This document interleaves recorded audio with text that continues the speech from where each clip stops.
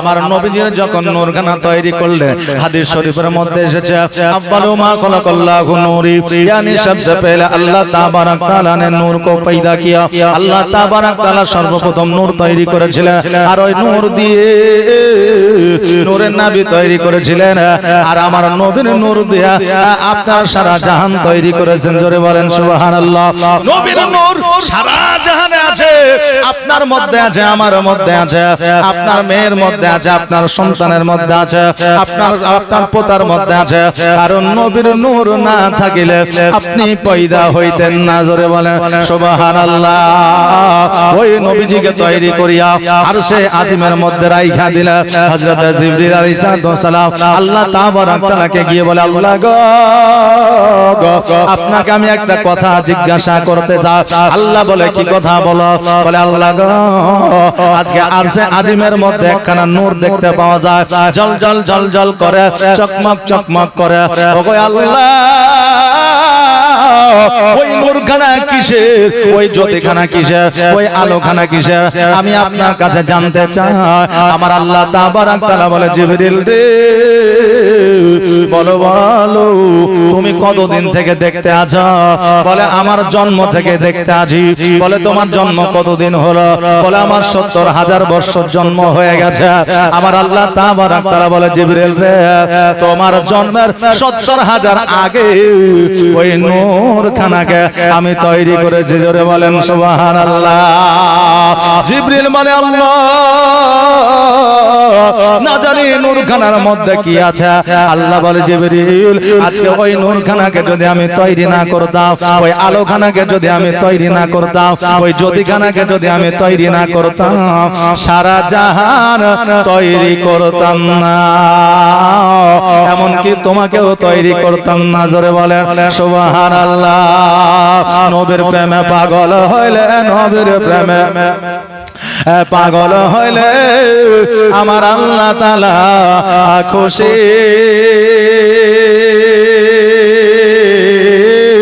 নবীর দরুদ পড়ো দিবানিশি নবীর প্রেমে পাগল হইলে নবীর প্রেমে পাগল হইলে আমার আল্লাহ তাআলা খুশি নবীর দরুদ পড়ো দিবানিশি নবীর দরুদ পড়ো দিবানিশি ও কি নবীর প্রেমে পাগল হইলে আমার আল্লাহ তাআলার দিদার মিলে গো থাকো যদি যদবাহালে থাকো যদি যদবাহালে হইয়া প্রেম দাসী নবীর দরুদ পড়ো দিবানিশি নবীর প্রেমে পাগল হইলে নবীর প্রেমে পাগল হইলে আমার আল্লাহ তাআলা খুশি নবীর দরুদ পড়ো দিবানিশি নবীর দরুদ পড়ো দিবানিশি ও বিরাদার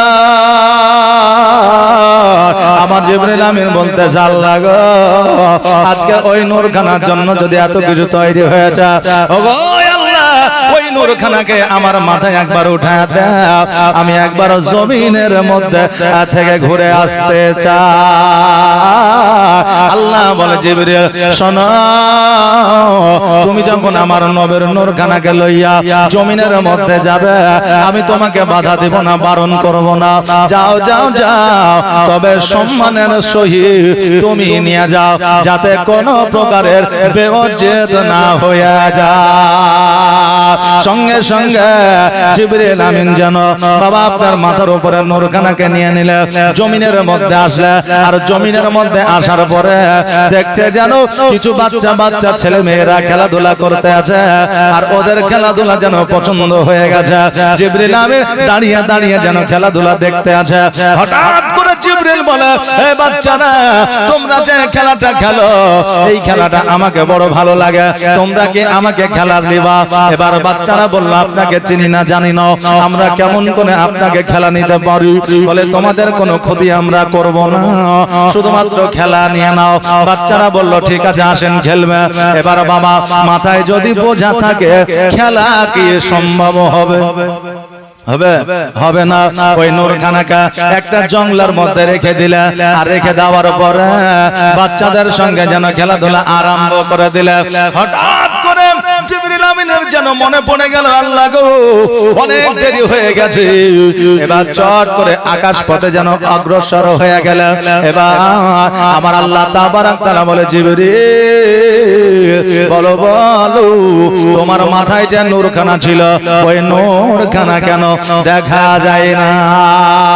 জিবরিল বলে, আল্লাহ গো, জমিনের মধ্যে রেখে দিয়ে এসেছি, একবার নিয়ে আসি, আমাকে একবার অর্ডার দেন। বলে, যাও নিয়ে আসো।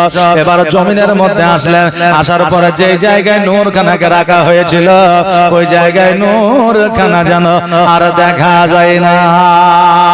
বাচ্চাদের জিজ্ঞাসা করে, বাচ্চারা, এই জায়গায় একটা আলো, একটা জ্যোতি, একটা নূর রেখেছিলাম, ওই নূরখানা কি তোমরা দেখেছো?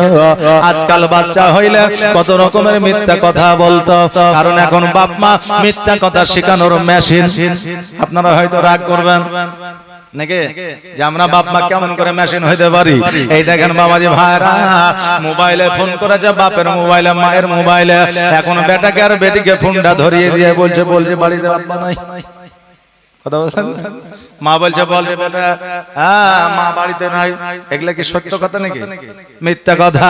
মানে এই কথাটা মা শিখাইলো, একটা কথা তুমি শিখাইবারে মা, আর তোমাকে ওই সন্তান আরো 100টা মিথ্যা শোনাইবে। এই জন্য বলি, সতর্ক হয়ে যাও। তখনকার বাচ্চাদের এত চতুর চালাকি ছিল না, আর তখনকার খেলাধুলা ফ্রি ফায়ার, পাবজি গেম ছিল না বেরাদার। এখন তো ছেলেদের, যুবকদের আপনার ইজ্জত আপনার না। এখন যুবকদের বাবা আপনার বড়রা স্নেহ করে না, আর ছোটরা বড়দেরকে সম্মান করে না। এখন মোড়ে মোড়ে, রাস্তায় রাস্তায়, সাঁকুর উপরে, আগানে আর বাগানে দেখবেন মোবাইলে পাবজি ফ্রি ফায়ার খেল মার ধর চলছে, আর মুখে বিড়ি, হাতে মোবাইল। এখন মাস্টার, ডাক্তার, উকিল, হাকিম, মুড়ল, আলেম যদি চলে যায় তবু মুখ থেকে বিড়িখানা ফেলে না। এখন কেউ যদি লজ্জা করেও বলে, বিড়িটা তো কমসে কম ফেল, তো ঘুরিয়ে বলে তার বাপের টাকায় খাচ্ছি নাকি। কথা বুঝলেন না? বলে তার বাপের টাকায় খাচ্ছি নাকি। আমাদের বর্তমান সমাজের অবস্থা, বর্তমান পরিস্থিতি এরকম হয়ে গেছে, ছোটরা বড়দের সম্মান করে না, বড়রা ছোটদের স্নেহ করে না। ছোটদের স্নেহ করা হলো আমার নবীর সুন্নাত, বড়দের সম্মান করা হলো আমার নবীর সুন্নাত। এক কথা, আমার নবীর সুন্নাত মোতাবেক যদি চলা যায় আমাদের কোনো অসুবিধা হবে না। এবার বাচ্চাদের জিজ্ঞাসা করা হলো, হ্যাঁ বাচ্চা শোনো রে, আমি যে নূরখানা রেখে গিয়েছিলাম ওই নূরখানাকে তোমরা নিয়েছিল। একটা বাচ্চা এসে বলতেছে, শোনো গো, এই জায়গায় একখানা নূর ছিল, আলো ছিল, আমি আমার কাছে রেখেছি, আমি তোমাকে দিতে পারি, কিন্তু একটা শর্ত আছে। বলে, শর্তটা কি? বলে, শর্ত হলো যে নূরখানার মানে মতলব কি আমাকে জানাইতে হবে। আমি দিতে পারি, কিন্তু শর্ত হলো যে নূরের মানে মতলব কি বলতে হবে, আসলে কি জিনিস এটা। হঠাৎ করে কোন জিনিস যদি আপনি পেয়ে যান কারো, তাকে যদিও দেন, তার জিজ্ঞাসা করবেন না যে এটা কি বলতো, জিজ্ঞাসা করা একটা আকাঙ্ক্ষা থেকে যাবে। তো বাচ্চাটা জিজ্ঞাসা করে যে এটা কি, তা জিবরিল আমিন বলতেছে এটা হলো নূর, জ্যোতি। এই নূর থেকে আখিরি পয়গম্বর মুহাম্মদ রাসূলুল্লাহ সাল্লাল্লাহু তাআলা আলাইহি ওয়াসাল্লাম তৈরি হবে। ওই বাচ্চাটি বলতেছে, শোনো তুমি কে একবার বলো, আজকে মানব রূপে তোমাকে দেখা যায়। জিবরিল আমিন বলতেছে, আমি হলাম আল্লাহর ফেরেশতা, আমার নাম হলো জিবরিল আমিন, আমি জগতের মধ্যে আমার নবীর নূরখানাকে নিয়ে এসেছিলাম। ওই বাচ্চাটা বলল, শোনো আজকে নূরখানা আমি তোমাকে আমি দিব, কিন্তু এই বাচ্চার মা আমাকে বানাইতে হবে। এই শর্তে যদি রাজি হইয়া যাও তবে আমি এই নূরখানা তোমার হাতে উঠাইয়া দেব। জিবরিল আমিন বলে আল্লাহ গো, আজকে বাইনা রেখেছে, আজকে আবেদন রেখেছে, এই বাচ্চাকে নাকি নূরের মা বানাইতে হবে। আমার আল্লাহ বলে জিবরিল রে, আমার মক্কর চক্কর, আমার সুবিধা অসুবিধা বোঝা বড় দায়, এই জন্য যাও যাও তাকে তুমি কথা দিয়ে দাও, আমি আল্লাহ তাকে আমি নবীর মা বানায়া দিব। জিবরিল আমিন বলল যাও, আমার আল্লাহ বলেছে তোমাকে এই শেষ নবীর মা বানায়া দিবে, তোমার নামখানা কি একবার বলো। বলে কেন? বলে জান্নাতের খাতায় তোমার নামখানা লেখা দিব। বলে আমার নাম হলো আমিনা। জোরে বলেন সুবহানাল্লাহ। ও বাবাজি ভাইরা, ওই নূরখানাকে ফিরাইয়া দিলা, আর ওই নূরখানাকে লইয়া জিবরিল আমিন যেন ঊর্ধ্ব গমনে গেলেন, আকাশ পথে গেলেন। বেরাদার, এইভাবে আপনার দিনগুলো অতিবাহিত হইতে লাগলো। এইদিকে হযরতে আব্দুল্লাহ রাদিয়াল্লাহু তাআলা আনহু জানো আব্দুল মুত্তালিব রাদিয়াল্লাহু তাআলা আনহুর বাড়িতে যেন বাচ্চা অবস্থায় হ্যাঁ বাবা খেলাধুলা করতে আছে। আব্দুল মুত্তালিবকে আল্লাহ তাবারাক তাআলা স্বপ্নের মাধ্যমে দেখাইতে আছে, হ্যাঁ আব্দুল মুত্তালিব শোনো রে, আবে জমজমের পানির কুয়াটা বন্ধ হয়ে গেছে মরুভূমির বালিতে, আজকে আবে জমজমের কুয়ার পানি তোমাকে উদ্ধার করতে হবে। অতি লম্বা কাহিনী ছোট্ট করে বলে দিলে বাবা। এবার আব্দুল মুত্তালিব রাদিয়াল্লাহু তাআলা আনহু ওই আবে জমজমের পানির খোঁজ করতে করতে এক জায়গায় আইডিয়া করে দেখলো এই জায়গাটাই হইতে পারে, কিন্তু যে জায়গায় আবে জমজমের পানির খোঁজ পাওয়া গেল ওই জায়গাটায় একটা মন্দির তৈরি হয়ে গিয়েছিল। এই হাজিরা আসবে দেখবেন হজে থেকে আবে জমজমের পানি নিয়ে আসবে, তাই না? জি, নিয়ে আসবে। আর ওই পানিটা আমাদেরকে বসে পান করতে হয় নাকি না দাঁড়িয়ে? দাঁড়িয়ে পান, আবে জমজমের পানি দাঁড়িয়ে পান করা হলো সুন্নাত। আর এমনি আমাদের টিউবওয়েলের পানি, কুয়ার পানি, নদীর পানি বসে পান করা হলো আমার নবীর সুন্নাত। বেরাদার, অনেকে অনেক কিছু জানে না বলে অনেক মানুষ এই দেখেন মাঠে থেকে আসছে, হাঁটুর উপরে কাপড় আছে। এখন মৌলভী সাহেব রাস্তা দিয়ে চলে গেছে, বুঝলেন, রাস্তা দিয়ে চলে গেছে, আর ওই লোকটা বুঝলেন মুখখানকে একবার হামলা করে নিয়ে চলে গেল। জোহরের নামাজে মসজিদে এসে বিচার বসে দেয়, জানিস মৌলভী সাহেব সালাম দেয়নি আমাকে। কথা বললেন, মৌলভী সাহেব আমাকে সালাম দেয়নি। বলে কেন? বলে ইমাম সাহেব মৌলভী সাহেব কেন সালাম দিবে না? কিন্তু আদৌ জানে না যার হাঁটুর উপরে কাপড় ছিল। কথা বললেন না, হাঁটুর উপরে কাপড় থাকলে সালাম দেওয়াও যায় না, লেওয়াও যায় না।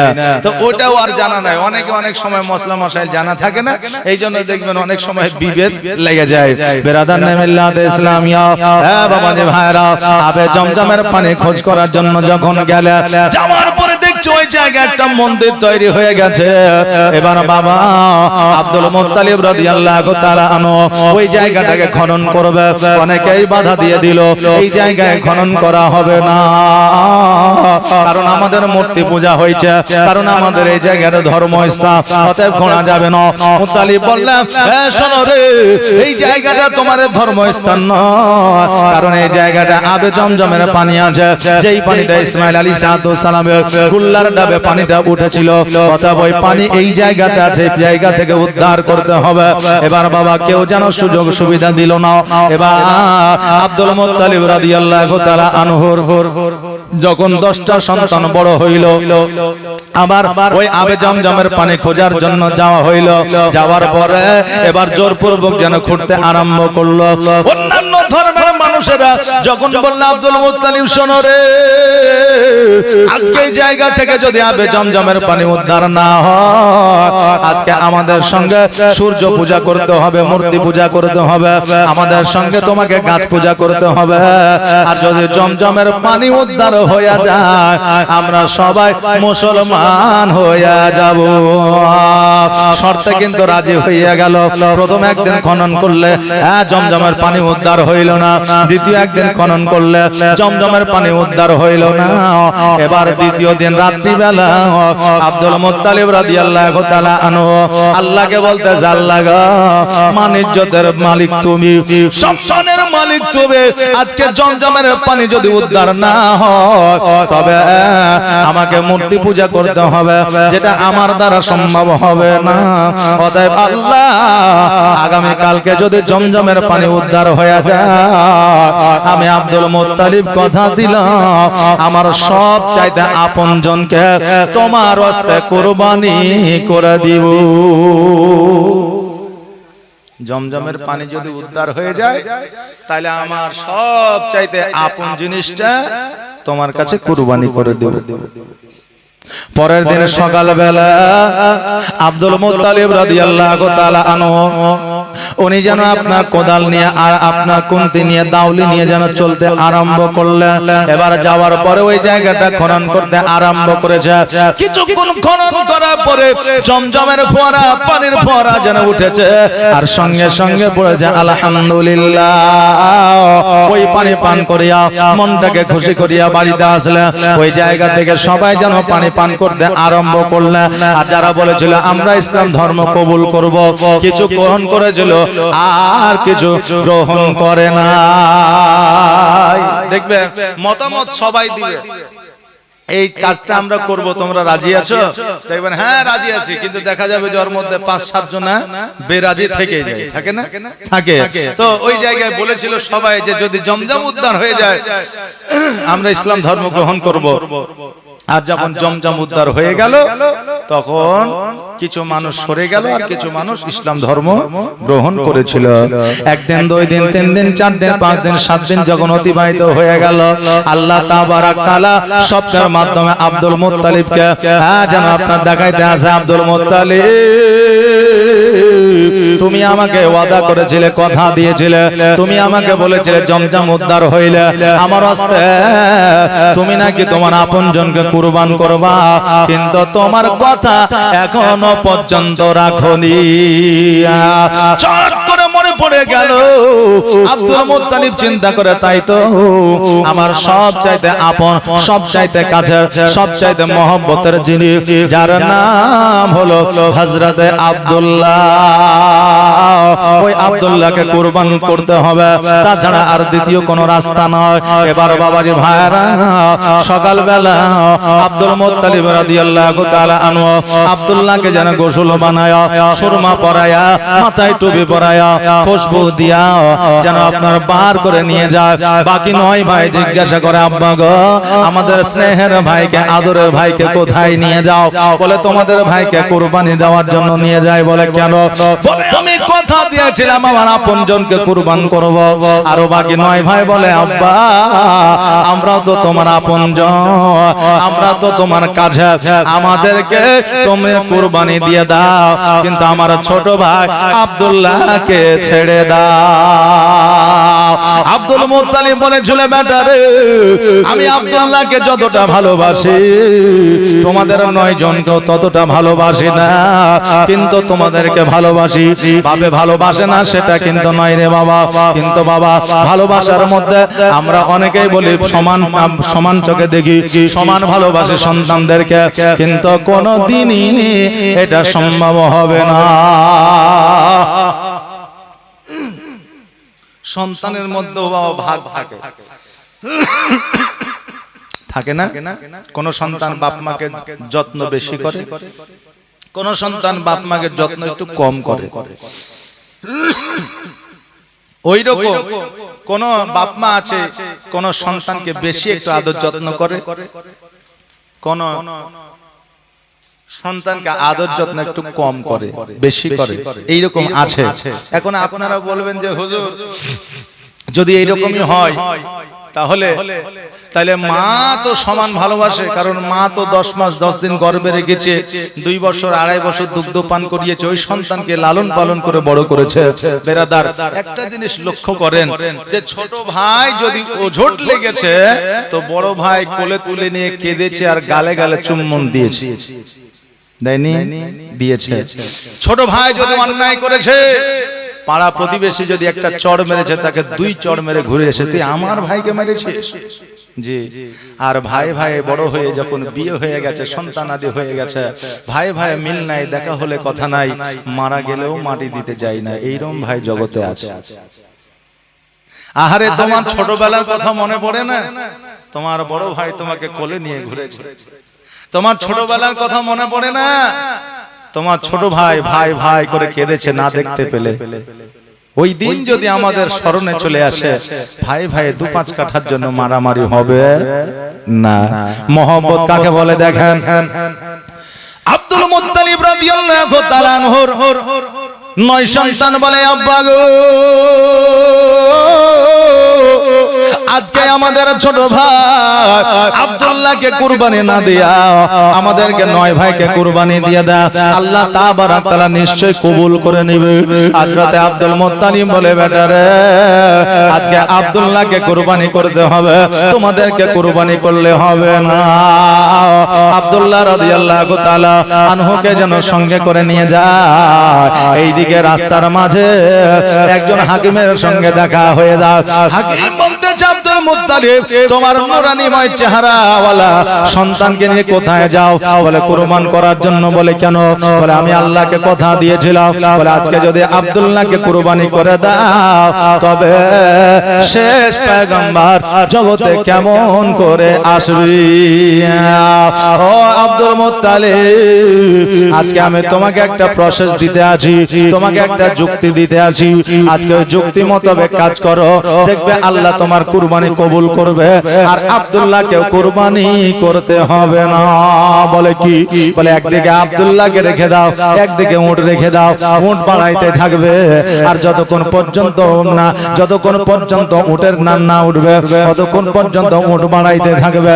এইভাবে 1টা 2টা 5টা 7টা করে উট দিতে দিতে 100টা উট যখন হয়ে গেল, উটের নাম উঠে গেল, আব্দুল্লাহর নামটা যেন নেমে গেল। জোরে বলুন সুবহানাল্লাহ। ওই সময় 100টা উটের দাম কি বাবা কম ছিল? উটের দাম কি 100টা উটের দাম কম ছিল? কম ছিল না।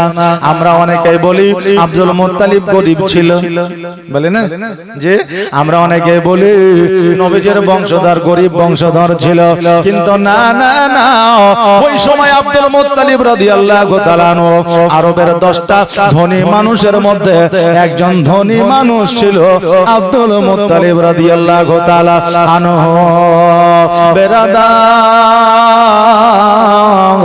আব্দুল্লাহ রাদিয়াল্লাহু তাআলা আনহুকে যেন বাড়িতে নিয়ে আসা হলো।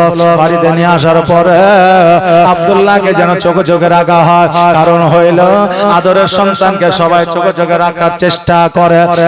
আমার বাবাজি ভাইরা, আব্দুল মুত্তালিব রাদিয়াল্লাহু তাআলা আনহু একদিন বন্ধু বান্ধবদেরকে বললেন, কার বন্ধু বান্ধব?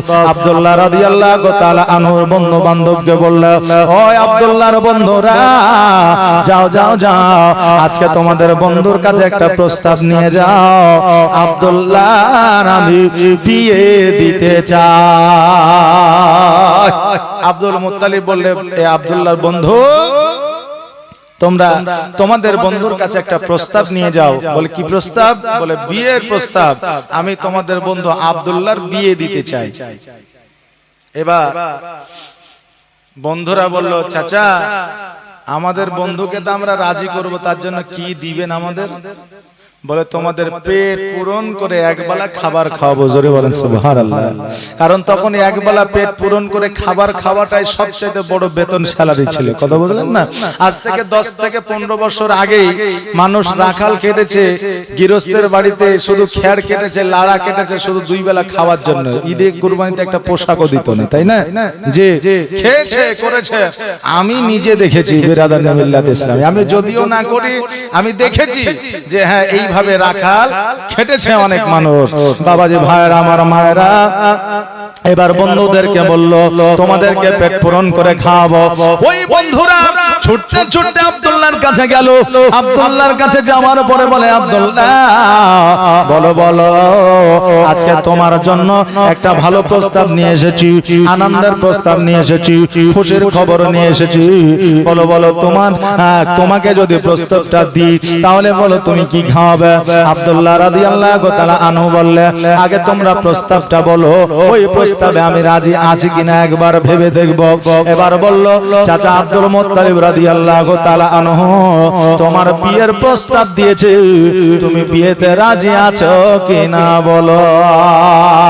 আব্দুল্লাহ বলতেছে, বন্ধুরা রে, আমি বিয়ে কি করব? আজকে থেকে অনেক দিন আগে আমার আল্লাহর জান্নাতে বিবাহ হয়ে গেছে। জোরে বলেন সুবহানাল্লাহ। এবার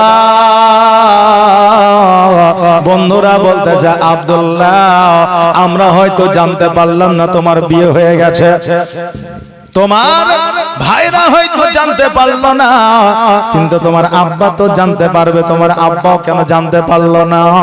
বলে কেউ পৃথিবীর কেউ জানে না, একমাত্র আমি জানি, আর যার সঙ্গে বিবাহ হয়েছে সে জানে। আচ্ছা বলে, যার সঙ্গে যার বিবাহ হবে সে জানলে তাহলে কি বিয়ে হবে?